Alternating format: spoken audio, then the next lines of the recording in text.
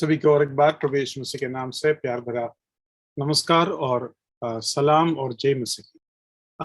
पिछली हफ्ते में जो बातों को हमने मनन किया, उम्मीद है कि आपको याद है। हमने खास कर ये देखा था कि पिता के साथ पुत्रत्व को या लेपालकपन मिलने का वजह से हमें इंटिमेसी मिला, एक करीबीपन मिला। और वो करीबीपन कोई छोटी बात नहीं है, क्योंकि हम देखते हैं पुराने नियम में मूसा को भी बताया गया, करीब मत आओ, तुम्हारा जूता फेंको, क्योंकि तुम जो जगह खड़ा है पवित्र है। तो जो करीबीपन हम पाए और कोई भी भक्त उस तरीके का करीबीपन को महसूस नहीं किया है। तो हम देखते हैं कि इल्यूमिनेशन या प्रकाशन जो हमें मिलता है आत्मा के द्वारा, मिलने का वजह से ये जो प्रकाशन हमें मिलता है उसका अलग ही अनुभव है। को पुराने नियम में भी प्रकाशन मिलता था, लेकिन सभी को प्रकाशन देने का जरूरत नहीं था। हम देखते हैं कि खास कर राजाओं को नेतृत्व में परमेश्वर प्रकाशन देता था, समझ देता था, दर्शन देता था। लेकिन नया नियम में सारे विश्वासी प्रभु से करीब है, सारे विश्वासी प्रकाशन पा सकते हैं प्रभु से। बस इतना फर्क है कि जितना विश्वासी करीब होना चाहते हैं उसी में फर्क है। परमेश्वर तो हमें पूरे तरीके का करीबीपन का सुविधा या प्रबंध किया है, यह बात हमें समझना है। तीसरा है इनहेरिटेंस, वो है संगी वारिश होने का हक जो प्रभु ने हमें दिया। तो ये तीन बातें, रोमी 8:15, रोमी 8:14 और रोमी 8:17, ये तीन बातें हम खास कर पिछली बार देखा। उसके बाद लेपालकपन जो संसार में जो होता है या हमारे मनुष्यों के बीच में जो होता है, और लेपालकपन जो परमेश्वर के भाषा के अनुसार, परमेश्वर के तरीके के अनुसार, या इब्रानी विश्वासियों के बीच में या यहूदी विश्वासियों के बीच में लेपालकपन का समझ जो है उसमें फर्क था। तो वो फर्क मैं थोड़ा सा आप लोगों को पिछली बार बताया था।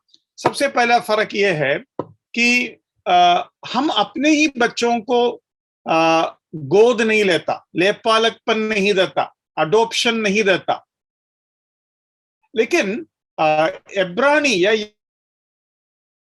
यहूदी संस्कार या क्या में ऐसा होता है कि सोचो कि मेरे पास 10 बच्चे हैं और जरूरी नहीं है पहला बच्चे को ही लेपालक का अधिकार दे।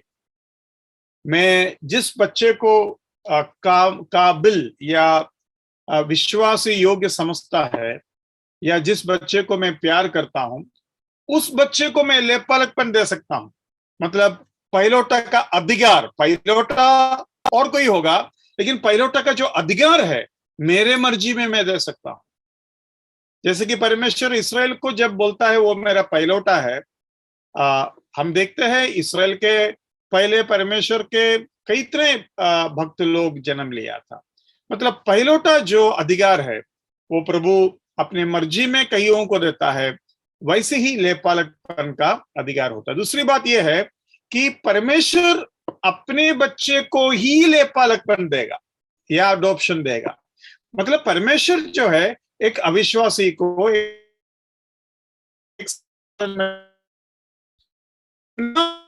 अपना बच्चा जो बना उसी को लेपालकपन का अधिकार देता है। कहने की मतलब यह है अडॉप्शन जो मीनिंग संसार में अभी जो है और प्रभु परमेश्वर में या बाइबल में जो है उसमें बहुत बड़ा फर्क है। वो फर्क आपको समझ में आना जरूरी है। पिछली बार उसके ऊपर ज्यादा जोर दिया था, उम्मीद है आपको समझ में आया हो।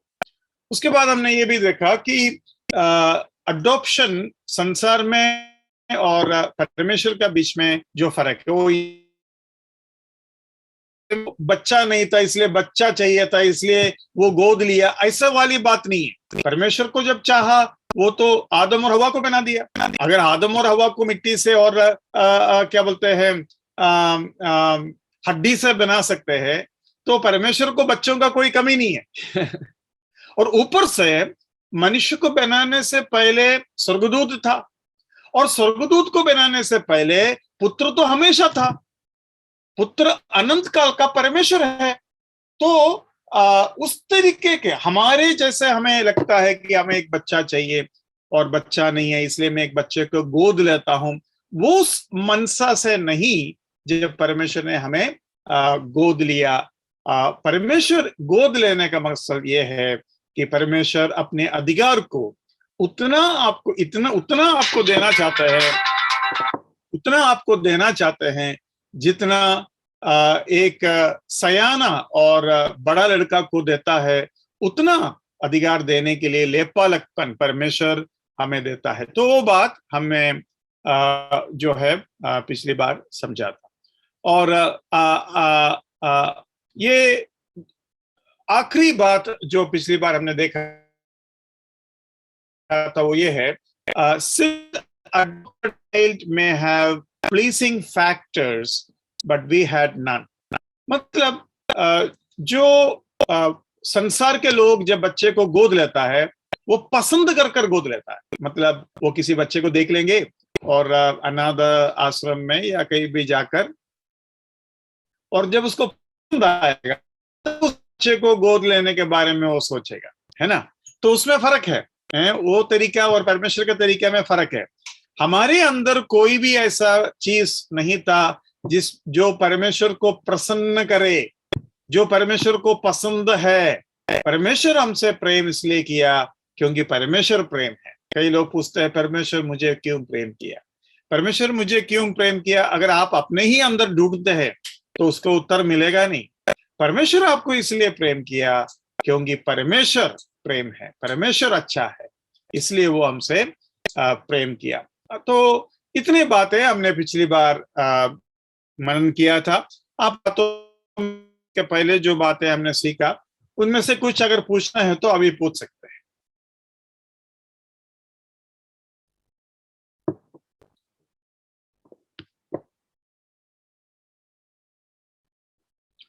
ठीक है, हमारे अंदर कोई गुण नहीं था, हमारे अंदर क्या था उसके बारे में एक पद में पढ़ूंगा, उसके बाद आगे बढ़ूंगा। एफएसी 5:8 हम निकालेंगे। एफएसी 5:8।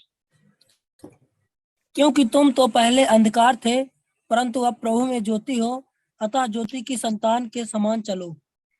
देखो, तुम तो पहले अंधकार में थे ऐसा लिखा है या अंधकार थे करके लिखा? अंधकार थे। हाँ, बाइबल में ऐसा भी लिखा है कि हम अंधकार में थे, लेकिन यहां लिखा है हम अंधकार थे। जरा देखिए, जरा सोचिए, आपको अंधकार से परमेश्वर, अंधकार के कीचड़ से परमेश्वर आपको उठा रहा है।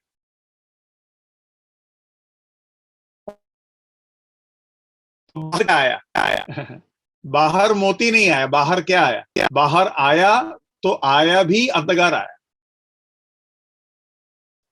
अंधकार से परमेश्वर को अंधकार मिला, है ना। तुम तो पहले अंधकार थे, है ना। तो उस अंधकार को परमेश्वर ने क्या किया? उस अंधकार को परमेश्वर ने ज्योति बनाया। तुम अब जगत का ज्योति है। वो एक भयंकर चीज है।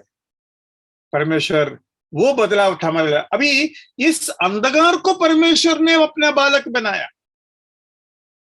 ज्योति का परमेश्वर, अधि पवित्र परमेश्वर इस अंधकार को अपना बेटा बनाया, अपना बेटी बनाया और उसमें ज्योति दिया। देखो, इस संसार में अंधकार था, पूरे के पूरे अंधकार था, और तब परमेश्वर ने कहा ज्योति हो, उजियाला हो। वैसे ही जॉर्ज मैथ्यू को अंधकार से तो एक अंधकार का दुनिया है, जॉर्ज मैथ्यू का दुनिया, और उस जॉर्ज मैथ्यू के दुनिया में परमेश्वर ने आज्ञा दिया, हुक्म दिया। क्या हुक्म दिया? उजियाला हो। तब उजियाला हुआ, और जब उजियाला हुआ तब परमेश्वर ने कहा पहला दिन। हमारा उद्धार पाने के पहले के दिनों को परमेश्वर गिनते नहीं है, उद्धार पाने के बाद जो दिन है वो ही परमेश्वर गिनता है। तो यही बात हम उत्पत्ति में भी देखते हैं। परमेश्वर जब सब कुछ बेडोल थे, अंधकार में थे, तब परमेश्वर ने कहा ज्योति हो, और जब ज्योति आ गया परमेश्वर ने बोला पहला दिन। देखा? वैसे ही हमारा जीवन। और ये बात आपको कुरिन्थ के पत्री में इस बात को और स्पष्ट रूप से लिखा है। तो उधर हम देखते हैं कि सचमुच में जैसा परमेश्वर ने जगत को ज्योति हो बनाने के बाद एक एक चीज बनाया, और उसके अंदर पेड़ पौधे आए, मछलियां आए, जानवर आए, जीवित एक एक एक एक ग्रह बन गया पृथ्वी। वैसे ही हम भी एक जीवित व्यक्ति बन गया, जीवन प्राणी बन गया, है ना? तो वो बात यहां बहुत ही तुलना खाते हैं। नहीं तो हम बेडोल थे, हैं? आकाश और पृथ्वी के बारे में जब उत्पत्ति में हम पढ़ते हैं, हम देखते हैं वो बेडोल थे, फॉर्मलेस थे। कोई क्या बोलते हैं, कोई रंग नहीं था। जब रंग के बारे में कहा तो याद आया, हम देखते हैं कि परमेश्वर जब काना के शादी में गया तो उधर पानी को मटके में भरने के लिए कहा,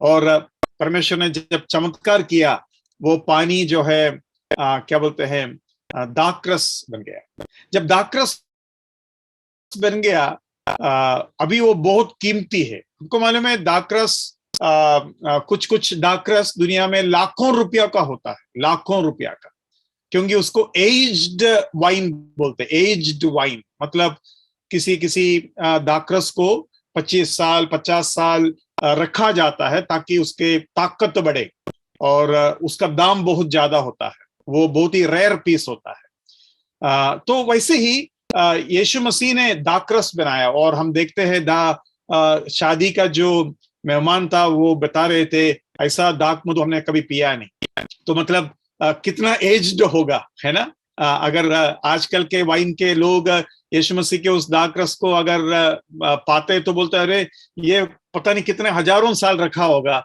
इतना मतलब एक अनोखा दाखरस का वो सुगंध और स्वाद उसमें से मिल रहा है। मेरा कहने की मतलब यह था, हम पहले कोई रंग नहीं था। पानी का क्या रंग होता है? आप ऐसा भी नहीं कह सकते कि पानी सफेद है, दूध सफेद है। पानी का क्या रंग है? पानी का क्या शेप है? पानी का स्मेल क्या है? चलो वो छोड़ो, पानी का स्वाद बताओ। जो बताएगा उसको एक बोतल पानी पिलाऊंगा मैं। हाँ, पानी का स्वाद बताइए, और उस जमाने में पानी का दाम बताइए।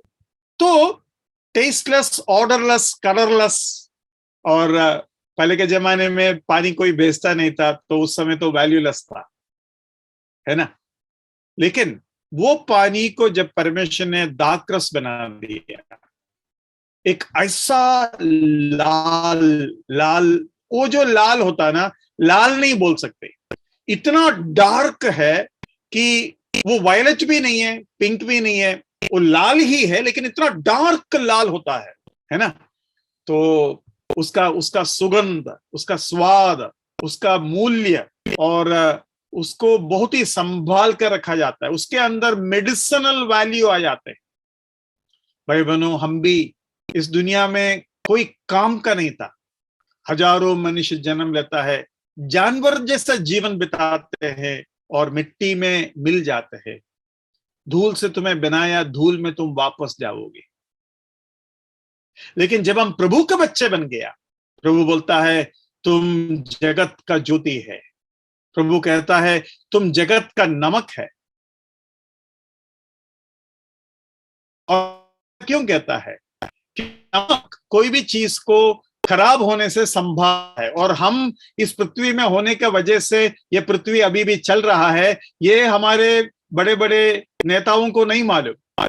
जब एक बार हमको निकाल देगा ना, तब पता चलेगा कि नमक निकल गया, अभी इस पृथ्वी को नाश करने का टाइम आ गया। नमक एक बार निकल गया ना, ये पृथ्वी चलेगा नहीं।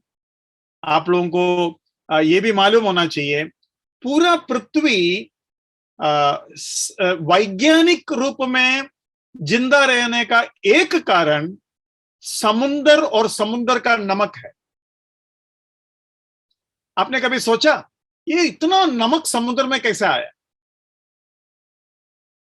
कहां से आया? अरे एकदम खराब, मतलब एकदम अच्छा पानी नदी से समुद्र में गिरता है, तो नमक कहां से आ रहा है? नमक परमेश्वर ने समुद्र में डाला है, और कोई कारण है कि नहीं मुझे नहीं पता, लेकिन वो समुद्र का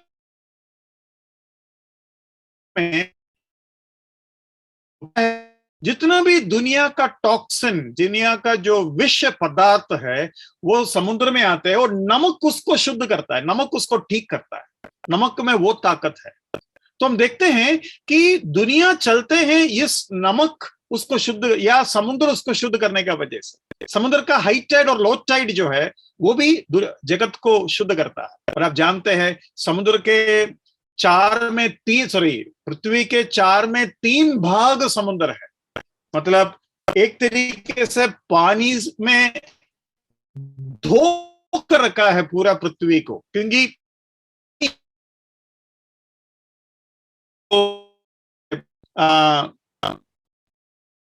ओके, ये जो है हमें समझना पड़ेगा कि परमेश्वर का पूरा जो है तरीका पृथ्वी को चलाने का, वैसे ही परमेश्वर कहता है तुम जगत का नमक हो। अगर नमक पृथ्वी में नहीं है तो पृथ्वी जो है आगे बढ़ेंगे नहीं। तो हमने वो बात भी देख लिया। अभी हम आगे बढ़ेंगे। Adoption gives not the nature of the father but we get the divine nature. अभी मैं एक बच्चे को गोद लेगा, उस बच्चे को मेरा कोई भी गुण नहीं मिलेगा, लेकिन परमेश्वर के बच्चे पहले ही परमेश्वर के बच्चे हैं, और उसके अंदर परमेश्वर के सारे गुण हैं, और उसको परमेश्वर अडॉप्शन, लेपालकपन का अधिकार देता है। तो परमेश्वर का लेपालकपन और दुनिया के लेपालकपन में बहुत फर्क है। फर्क यह है कि हमारे अंदर परमेश्वर का सारे गुण हैं। वो गुण के बारे में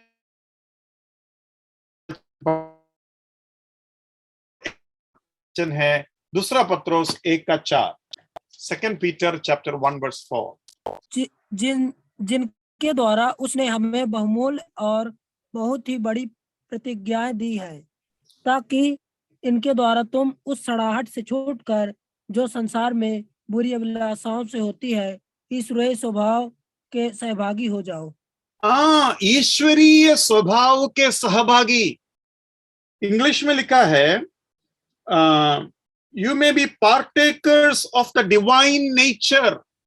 डिवाइन, ईश्वरीय गुणों के सहभागी, या ईश्वरीय गुणों का ईश्वरीय गुण तुम्हारे अंदर है, वो ईश्वरीय गुण को हमें बढ़ाना है। तो लेपालक जब होता है तो इस दुनिया के लेपालक में वो गुण नहीं होता है ना। तो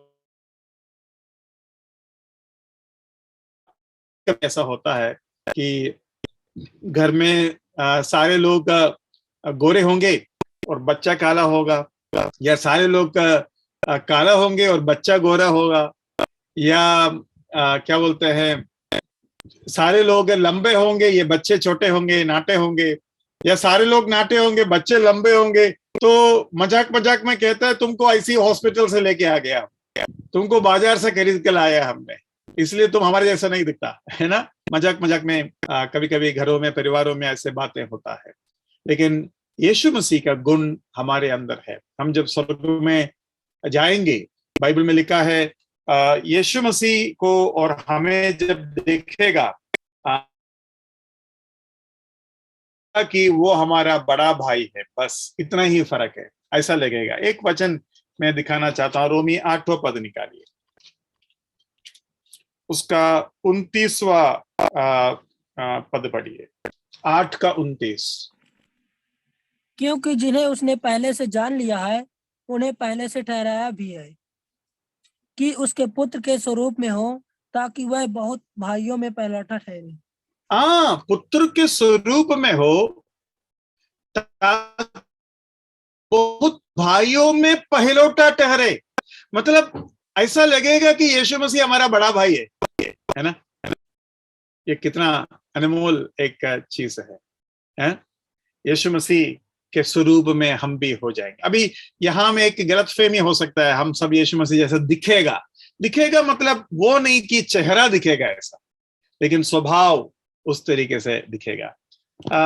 ये बात कई लोग कहा है, किस हद तक सच है मुझे नहीं मालूम, लेकिन कई लोग ऐसा कहा है कि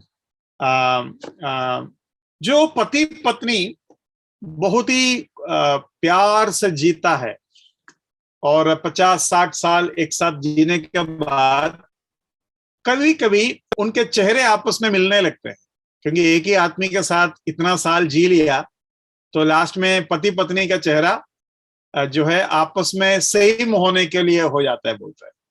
लेकिन जो झगड़ा करके जी रहे हैं उसका तो अलग हो जाएगा। ये इस तरीके की एक फिलोसफी, इस तरीके की एक सोच लोगों के बीच में है। और कई बार मुझे भी ऐसा लगा है कि देखो वो दोनों एक जैसा लग रहा है? और हो सकता है कोई 40-50 साल आप एक साथ जी रहे हो, आपस में प्यार कर आपस में क्या बोलते हैं संभाल कर, तो वो एक फर्क हमारे अंदर आने का संभावना मुझे पता नहीं, लेकिन ऐसा लोग बोलते हैं। तो ये तो एकदम साफ है, यीशु मसीह के साथ हम जब जीते हैं, बाइबल लिखा है यीशु मसीह जैसा हम बनेंगे। मैं आपको ये बताना चाहता हूं कि यीशु मसीह के चेलों के बारे में भी हम ऐसा पढ़ते हैं कि वो यीशु मसीह के साथ चलता था कर लोगों को लगा। और क्रिश्चियंस जो शब्द सबसे पहले कहां से मिला हमको, आपको मालूम होगा, जरा बताइए। क्रिश्चियन जो नाम है वो हमें, क्रिस्टी जो नाम है वो हमें पहले बार कहां से मिला? अंताकिया की कलीसिया। हाँ, अंत्योकिया के लोगों ने इन विश्वासियों को देखकर क्रिश्चियन कहा। किसी ने ऐसा कहा कि उसका मीनिंग ये है क्राइस्ट लाइक। मतलब लोग जब हमें विश्वासियों को देखा उनको लगा ये सब छोटे छोटे मसीह लोग हैं। ऐसा लगा जैसे कि ये लोग मसीह जैसा ही जी रहा है। क्रिश्चियन कर नाम आया। तो यीशु मसीह के चेलों को भी जब अधिकारी लोग पकड़े और उनके हिम्मत को देखकर उन्होंने कहा ये लोग अनपढ़ होकर भी इतना हिम्मत कहां से आते हैं, तो उन्होंने समझा कि वो यीशु मसीह के साथ थे। मतलब यीशु मसीह कभी डरता नहीं था, और यीशु मसीह में वो अनोखा हिम्मत हमें दिखता है। ये नहीं कि यीशु मसीह उनसे बात करते थे, लेकिन नम्र होते वक्त भी कभी डर उसके अंदर दिखाई नहीं देता था। तो वो चीज हम यीशु मसीह में देखता था, और वही चीज चेलों के स्वभाव बदल गए। देखो यही चेले पहले डरते थे, यीशु मसीह जैसा नहीं था, लेकिन यीशु मसीह जी उठने के बाद परमेश्वर के आत्मा उनके अंदर आने की वजह से वो चीज हमें समझ में आता है। तो ये खूबी हमें उधर देखने को मिलता है। हम आगे बढ़ेंगे। In some cases adoption can become null and void while God's adoption is secure. उसके मतलब ये है कुछ केसेस में अडॉप्शन, गोद लेने के बाद भी वो कार्य पूरा नहीं होता। सोचो कि मैंने एक बच्चे को गोद लिया, तो अचानक उसके माँ बाप आया और कहा हमको हमारा बच्चा वापस चाहिए, है ना। या बच्चे ने कहा कि हमको ही रहना है इनके साथ, या कोई पड़ोसी ने कंप्लेन कर दिया कि हम बच्चे को ठीक से देखभाल नहीं करते, तो गवर्नमेंट भी उस बच्चे को वापस ले सकते हैं।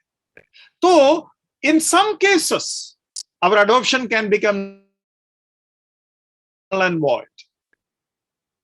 वो क्या बोलता है, असाधु या मतलब उसको मान्यता नहीं मिलेगा। लेकिन परमेश्वर जब हमें गोद लेता है, ये बात है ही नहीं।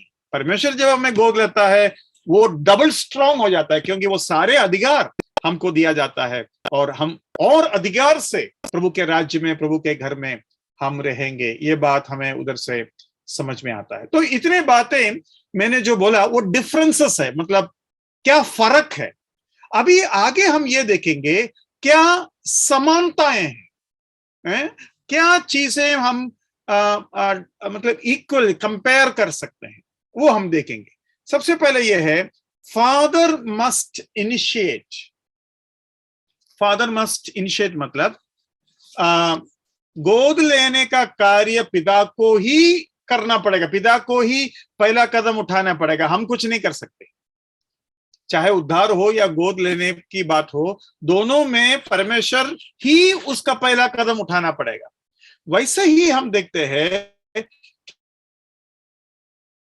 सांसारिक बातों में भी माता पिता पहला कदम उठाना पड़ेगा। एक दो पद को वचन से मैं आपको दिखाना चाहूंगा। यूहन्ना 3:16 देखिए। हम सब जानते हैं उस वचन को, फिर भी इस पृष्ठभूमि में उसको पढ़ना अच्छा रहेगा। यूहन्ना 3:16। क्योंकि परमेश्वर ने जगत से ऐसा प्रेम रखा कि उसने अपना इकलौता पुत्र दे दिया, ताकि जो कोई उस पर विश्वास करे वह नष्ट न हो परंतु अनंत जीवन पाए। हाँ, देखो, परमेश्वर ने प्रेम किया, परमेश्वर ने अपने पुत्र को दिया, परमेश्वर ने नाश नहीं होने के लिए प्रबंध किया, सब कुछ परमेश्वर ने किया। उसके बाद जो हुआ हुआ, मतलब उद्धार के लिए पहला कदम हम कभी नहीं उठा सकते। और वैसे ही गोद लेने के टाइम होता है। एक अनाथ आश्रम में एक बच्चा अगर रहेगा, वो कुछ नहीं कर सकता। ये जो माता पिता गोद लेना चाहते हैं, उन्हीं को पहला कदम उठाना पड़ेगा। तो ये बात हमें उधर देखने को मिलता है। 6:44 जरा पढ़िए, यूहन्ना 6:44। John chapter 6:44। कोई मेरे पास नहीं आ सकता जब तक पिता जिसने मुझे भेजा है उसे खींच ना ले, और मैं उसे अंतिम दिन फिर जिला उठाऊंगा। हाँ, जब तक पिता खींच ना ले, पिता को खींचना पड़ेगा, पिता को आकर्षित करना पड़ेगा। तो the initiation should happen from the side of the father. लेकिन अभी यहां और एक बात है, जब परमेश्वर इनिशिएशन लेगा, परमेश्वर जब पहला कदम उठाएंगे, तो हमें जरूर उद्धार पाना पड़ेगा। ऐसा है क्या? आपको क्या लगता है, आपका क्या राय है? अगर परमेश्वर कदम उठा लिया तो हमको तो उद्धार पाना ही पड़ेगा, ऐसा क्या सोचते हैं आप? ऐसा नहीं है। हाँ, मतलब परमेश्वर सभी को खींचता है, सभी को आकर्षित करता है, लेकिन प्रभु के पास अगर जाना है वो हमारे ऊपर, मतलब हम उसका चॉइस वो हमको प्रभु ने दिया है, चुनाव। मतलब जबरदस्ती किसी को भी परमेश्वर जो है स्वर्ग में लेके नहीं जाए।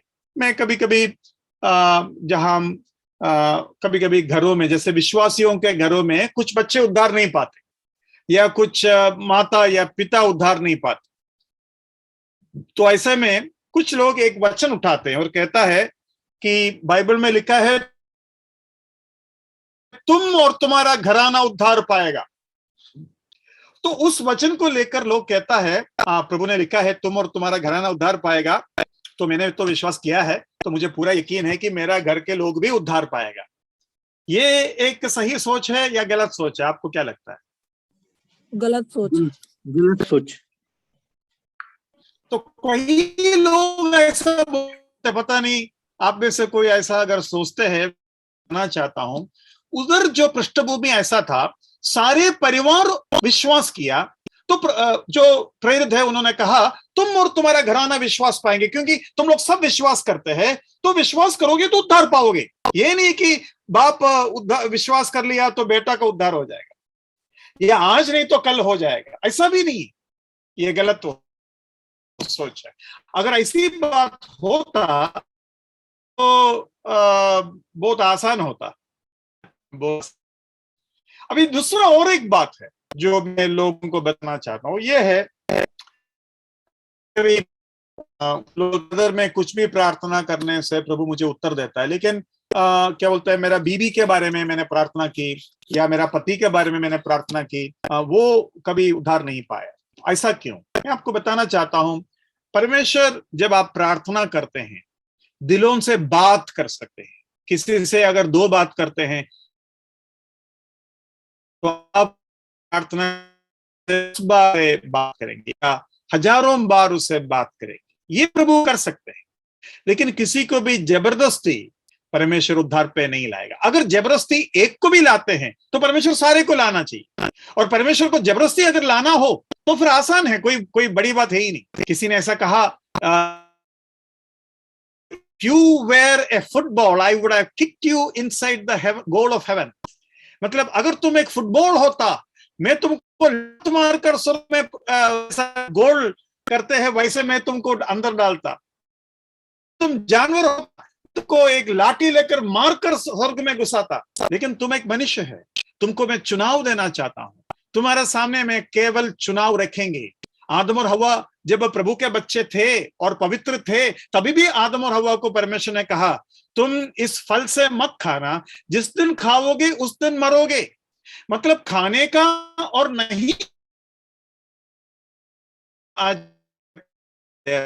ये धर्मी परमेश्वर का चिन्ह है। एक धर्मी परमेश्वर होने का वजह से हमारे पास चुनाव है। तो एक तरीके से मुझे ऐसा कहना गलत नहीं होगा, हम पाप इसलिए करते हैं क्योंकि परमेश्वर धर्मी है। उसका क्या मतलब है? हम पाप इसलिए करते हैं क्योंकि परमेश्वर धर्मी है। मतलब परमेश्वर हमारे साथ जबरदस्ती नहीं करते, हमारे पास चुनाव है, चुनने का अधिकार है, पाप करने का और नहीं करने का अधिकार है, और इसलिए हम पाप करते हैं। पाप नहीं करने के लिए परमेश्वर अगर जबरदस्ती हमारे ऊपर करता तो हम पाप नहीं करते, लेकिन वो धार्मिकता नहीं होगा, वो गलत बात हो जाएगा। इसलिए ये बात है। तो आपको ये समझ में आना चाहिए, द इनिशिएशन, लेपालकपन का जो इनिशिएशन है, जो पहला कदम है, वो परमेश्वर को उठाना पड़ेगा। अभी मैं आपको एक खास चीज बताता हूं। मैं ऐसा कहने से गलत नहीं होगा करके मैं समझता हूं। मैं नेवी में जब था तब उधर सत्संग में जाने वाला एक आदमी था। वो आदमी मेरे को कहा, हमारा उधर उद्धार ऐसा नहीं होता जैसे आप लोग करते हैं। हमारे गुरु के पास हमें जाना पड़ता है और गुरु बस बैठे रहेंगे और हजारों लोग लाइन में खड़े होकर उसके पास जाएगा। तो गुरु उनमें से कुछ लोगों को इनिशिएशन देंगे। जिसको इनिशिएशन दिया वो गुरु का चेले बन जाएंगे, उसका उद्धार हो जाएगा और वो फिर गुरु उसको चलाएगा, गुरु उसको अगुवाई देगा। और ये आदमी जो मुझे बता रहे थे वो इनिशिएशन के लिए गया। तो वो पहले बार जब गया बोला, वो एकदम केयरलेस गया, बोलता है कि ये सब ऐसी दिखावट है, मुझे तो ऐसी इनिशिएशन दे रहेगा, कौन सी बड़ी बात है, सारे गुरु ऐसे ही होता है। तो ये सब कहकर वो गए। लेकिन जब वो सामने गए और खड़े हो गया तो ये गुरु कुछ नहीं बोला, चुप बैठ गया। तो ये दुखी होकर उधर से चला गया। उसके बाद वो अगली साल फिर बहुत ही ध्यान, श्रद्धा और भक्ति के साथ इस बात के लिए गए और बहुत ही नम्रपूर्वक उसका सामने खड़ा रहा। और तब ये गुरु ने उसको इनिशिएशन दिया और तब से वो जो है बड़ा भक्त है। वो सुबह 4 बजे उठेंगे और अजीब तरीके से बैठेंगे, 1-1 घंटा 2-2 घंटा मनन करेंगे, मेडिटेशन करेंगे वगैरह। भाई बहनों, मैं आपको एक चीज बताना चाहता हूं, परमेश्वर ऐसा नहीं है। परमेश्वर अपने तरफ से इनिशिएशन दे चुका है। अपने तरफ से परमेश्वर ने जगत से प्रेम किया, 1-2 से नहीं, जगत से प्रेम किया कि जो कोई भी, वो शब्द इस्तेमाल करता है, जो कोई भी क्या बोलते विश्वास करे, नाश ना हो परंतु अनंत जीवन पाए। जो कोई भी, वो है यूहन्ना 3:16। और यूहन्ना 1:12 में क्या लिखा है? जो भी ग्रहण करते हैं, विश्वास करते हैं, जो कोई भी विश्वास करते हैं, वो उद्धार पाएगा। कोई गुरु के हाथ में नहीं है हमारा उद्धार, और ना इनिशिएशन के लिए 1-2 साल इंतजार करना पड़ेगा, बीच में मर जाएगा तो नरक में जाएंगे। लेकिन परमेश्वर सभी को बुलाता है, परमेश्वर चाहता है सभी सारे पाए। God desires that everyone should be saved. ये होता है सच्चाई। ऐसा थोड़ी होता है आप अगर अच्छा है तो गुरु बोलेंगे ठीक है तुमको इनिशिएशन देता हूं, नहीं तो गया काम तेरा काम। लेकिन यीशु मसीह के पास अच्छे लोग नहीं आए, पापी लोग आए। यीशु मसीह के पास वो क्रूस पर लेटे लेटे कहा मुझे भी याद करो। यीशु मसीह के पास शाऊल जैसे यीशु मसीह को ही तंग करने वाला उद्धार पा लिया। ये कितनी बड़ी बात है। देखो जो बातें अगर ईश्वरीय दर्शन, ईश्वरीय पर्सपेक्टिव, नजरिया अगर हमारे अंदर नहीं है तो ये बातों को भी हमें लगेगा अरे वाह वाह वाह वाह बहुत अच्छा है। आपको समझ में आ रही बात है ना? आपको लगेगा अरे वाह वाह वाह वाह बहुत, अरे गुरु ने ऐसा दिया, देख पहले वो घमंडी होकर गया था नहीं मिला, इस बार एकदम नम्र होकर गया तो मिला, देखा गुरु को समझ में आ गया। देखो अच्छा लगता है, लेकिन सच्चाई कितना दूर है। करोड़ों लोगों को फिर उद्धार नहीं मिलेगा। मैंने पिछली बार भी बताया था एक दूसरा फिलोसफी ये है कि कीड़ा मकोड़े अगर दुनिया में नहीं है तो जगत 2-3 महीने में खत्म हो जाएगा। अगर मधुमक्खी नहीं है तो 2-3 साल में जगत खत्म हो जाएगा। अगर क्या बोलते हैं जानवर नहीं है तो 2-3 साल में प्रॉब्लम हो जाएगा। लेकिन अगर मनुष्य नहीं है जगत को कोई प्रॉब्लम नहीं होगा। इसलिए जगत में एक ही जानवर का ग्रुप है जो अननेसेसरी है, वो मनुष्य है। तो सारे लोग ताली मारा, अरे वाह वाह वाह वाह वाह कितना बड़ी बात बताया। लेकिन इनको ये नहीं मालूम ये सब कुछ बनाने के बाद परमेश्वर ने आखिरी में मनुष्य को बनाया। उसका मतलब ये हुआ मनुष्य के लिए सारे जगत है, जगत के लिए मनुष्य नहीं है। यीशु मसीह ने बताया मनुष्य के लिए सबत है, सबत के लिए मनुष्य नहीं है। मतलब सबत के दिन में तुम काम मत करो कर मैंने जब कहा तुम्हारा फायदा के लिए कहा, सबत का फायदा के लिए नहीं कहा। और सबत के दिन में अगर कोई जानवर गड्ढे में गिर गया हो, अगर कोई मनुष्य गड्ढे में गिर गया हो, तुम ये नहीं बोलना आज सबत है मैं तुमको उठाऊंगा नहीं। मनुष्य सबत के लिए है, सॉरी सबत मनुष्य के लिए है। मनुष्य का फायदा के लिए मैंने आज्ञा दिया, मनुष्य का फायदा के लिए मैंने व्यवस्था दिया, मनुष्य का फायदा के लिए मैंने सबत दिया। मनुष्य को नुकसान अगर होता है सबत का वजह से, वो सबत मैंने नहीं दी। और यहां लोग बोलते हैं कि सारे जगत अच्छा रहेंगे हम नहीं रहेगा। तो अरे हमारे लिए जगत बनाया गया, हमारे लिए जगत बनाया गया। पशु हो जानवर हो वो या क्या बोलते हैं छिलका खाएंगे, मैं केला खाएंगे। गाय जो है क्या बोलते हैं घास खाएंगे, मैं दूध पीऊंगा। मैं फणस के अंदर के फल खाएंगे, फणस के बाहर के छिलका गाय को दूंगा। मैं कुत्ता मेरा बाहर खड़े होकर पूंछ हिलाएंगे और भौंकेंगे। मैं चिकन खाएंगे और चिकन का टांग का हड्डी में कुत्ते को दूंगा। कुत्ता कुत्ता होता है, जानवर जानवर होता है। तो जानवर और मनुष्य एक नहीं है। ताली मारने लगे सारे दुनिया, क्यों? क्योंकि परमेश्वर के नजरिया तुम्हारे पास नहीं है। और जब परमेश्वर का नजरिया तुम्हारे पास नहीं है, तुम्हारे दिमाग में ऐसे ही लगेगा। मैं आपको यह बताना चाहता हूं, अगर मनुष्य इस पृथ्वी में नहीं है, इस पृथ्वी को परमेश्वर खत्म कर देंगे। परमेश्वर को इस पृथ्वी से कुछ लेना देना नहीं है, परमेश्वर को हमसे लेना देना है। हम हैं परमेश्वर का खेती। गेहूं और आटा और चावल नहीं है, जंगल बनाना हरियाली बनाना ये नहीं है परमेश्वर का खेती। हम हैं परमेश्वर का खेती। हमें बनाना चाहता था, हमारे अंदर से कलीसिया को बनाना चाहते थे परमेश्वर के लिए दुल्हा दुल्हन के रास्ते में, हम उनके साथ में नहीं। तो ये सच्चाई हमें समझ में आना जरूरी है। तो हम ये देख रहा था कि पिता पहला कदम उठाना चाहिए, और वो कदम जगत का उत्पत्ति के पहले अपने पुत्र को क्रूस पर चढ़ाकर पिता ने ले चुका है। पिता अपने कदम उठाने में बिल्कुल देरी नहीं करता। आपका और मेरा जन्म लेने से पहले ही परमेश्वर ने अपना कदम उठा लिया है। दूसरी बात मैं आपको यह बताना चाहता हूं, both gives inheritance and assures it. दोनों अपने बच्चे को इनहेरिटेंस देता है, मतलब परमेश्वर भी इनहेरिटेंस देता है, वारिश बनाते हैं, या अपने जायदाद का हक जैसे देता है, वैसे परमेश्वर अपने सब कुछ का हक आपको देता है। कुछ ही चीजें परमेश्वर हम नहीं देता है, उसको बोलता है non attributable, non communicable attributes. और कम्युनिकेबल एट्रीब्यूट्स है, नॉन कम्युनिकेबल एट्रीब्यूट्स है।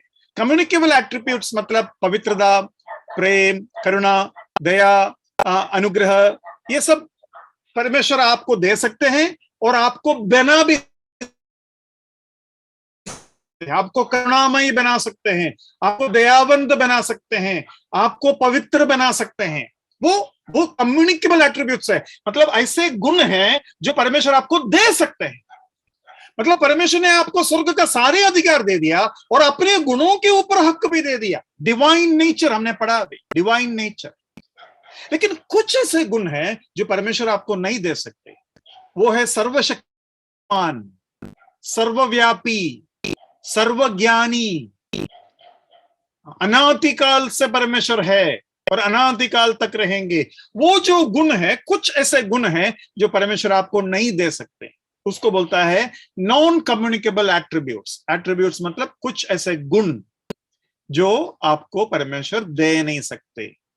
तो हम देखते हैं कि जैसा पिता अपने बच्चे को अपना हक देता है, वैसे ही परमेश्वर भी हमें वो हक देता है। एक दो पद हम पढ़ेंगे, रोमी 8 का 14 हम पढ़ेंगे, उसके बाद रोमी 8 का 16। रोमी 8 का 14 पहले पढ़िए। इसलिए कि जितने लोग परमेश्वर के आत्मा के चलाए चलते हैं वे ही परमेश्वर के पुत्र हैं। हाँ, परमेश्वर के आत्मा के द्वारा चलाया चलना, ठीक है। उसका 16 पढ़िए। आत्मा आप ही हमारी आत्मा के साथ गवाही देता है कि हम परमेश्वर की संतान हैं।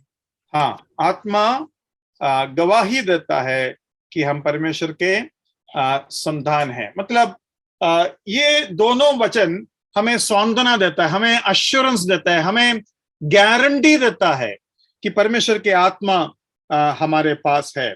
और एक पद हम पढ़ेंगे, रोमी 8 का ही 32 निकालिए। जिसने अपने निज पुत्र को भी न रख छोड़ा परंतु उसे हम सब के लिए दे दिया, वह उसके साथ हमें और सब कुछ क्यों न देगा। और सब कुछ क्यों ना देगा। जो अपने पुत्र को दे दिया, थियोरेटिकली और प्रैक्टिकली सब कुछ देने के बराबर है। अभी देने के लिए कुछ रहा नहीं गया, सब कुछ दे दिया। तो वो बात हमें उधर मिलता है। भाई बहनों, मैं आपको ये बताना चाहता हूं, परमेश्वर अपना गुण दिया, परमेश्वर अपना पुत्र को दिया, और परमेश्वर ये वादा करता है मैं कुछ भी नहीं रख छोड़ूंगा, सब कुछ मैं तुमको दे दूंगा। जिसने अपना पुत्र को दिया वो क्या कुछ नहीं देंगे, सब कुछ देंगे। ये उम्मीद, ये हिम्मत, ये आनंद, ये खुशी आपके अंदर होना चाहिए। दुनिया में कभी कभी लोग बोलते हैं सर मैं जान दे दूंगा, वो दे दूंगा, ये दे दूंगा। वो सब बोलने के लिए अच्छा है है ना, लेकिन वो बात अलग है। दूसरी बात, अभी मैं एक फौजी था, तो बोलते हैं ना फौजी देश के लिए जान देता है, और कुछ लोगों के बारे में हम कहते हैं शहीद हो गया। शहीद होना में मतलब शहीद, कई लोग शहीद हुआ कर हम एकदम नहीं बोल सकते, क्योंकि उनका जान लिया गया। वो जान दिया कर हम बोल रहे हैं, लेकिन सच में उनका जान लिया गया। अगर उनका जान बचाने का कुछ मार्ग होता तो बचाते, लेकिन जान जो है उसका लिया गया।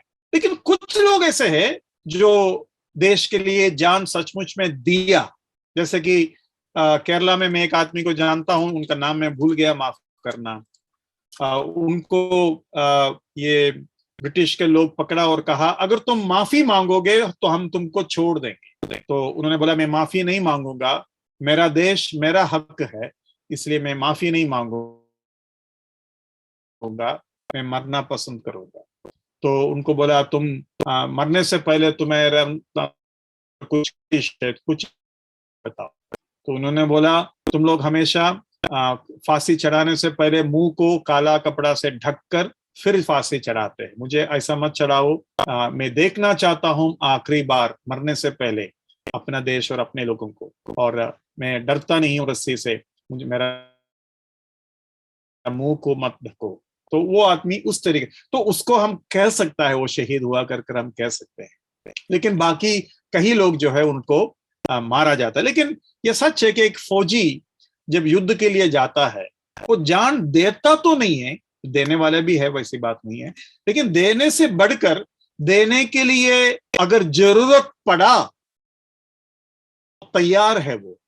ए kind of willingness is there.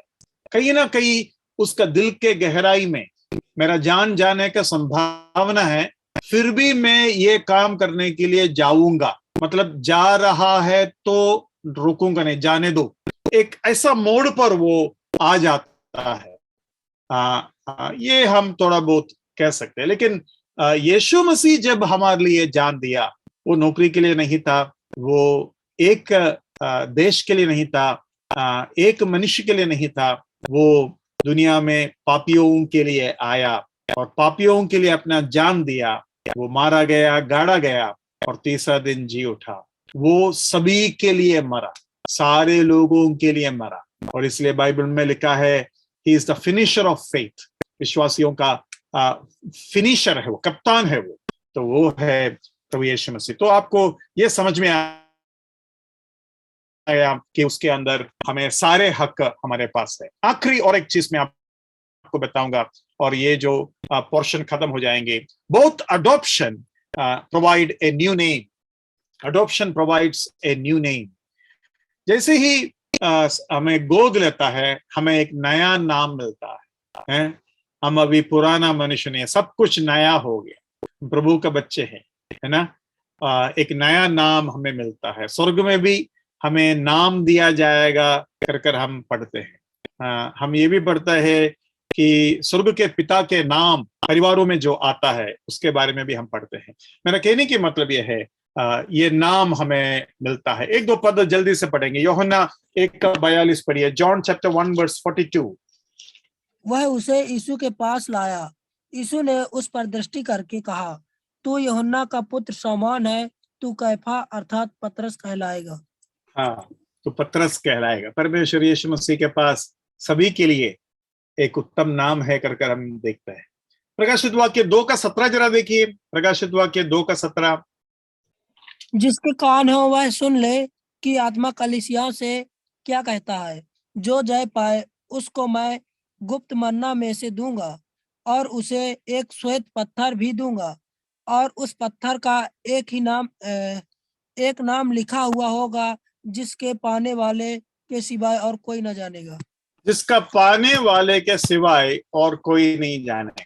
इस नाम के बारे में अगले हफ्ते प्रभु की इच्छा है तो मैं आपको बताएंगे। कुछ दिलचस्प बातें हमें उसमें से सीखने को मिलेगा। स्वर्ग में एक ऐसा नाम हमें मिलेगा जो कोई नहीं जानते, केवल आप जानते हैं। ऐसा एक नाम से क्या फायदा, ये कभी सोचा है आपने? नाम हमेशा बोलता मैं नाम बनाऊंगा, मैं नाम कमाऊंगा, मतलब 10 लोग जानना चाहिए तब जाकर नाम होता है। लेकिन ये नाम स्वर्ग में कैसा मिलेगा? बोलता है जे केवल आपको मालूम होगा और प्रभु को मालूम होगा। ये नाम से क्या फायदा भाई? ये नाम किसी को नहीं पता, वो नाम से क्या फायदा? 10 लोग जानना चाहिए ना। तो उसके बारे में अगले हफ्ते हम देखेंगे।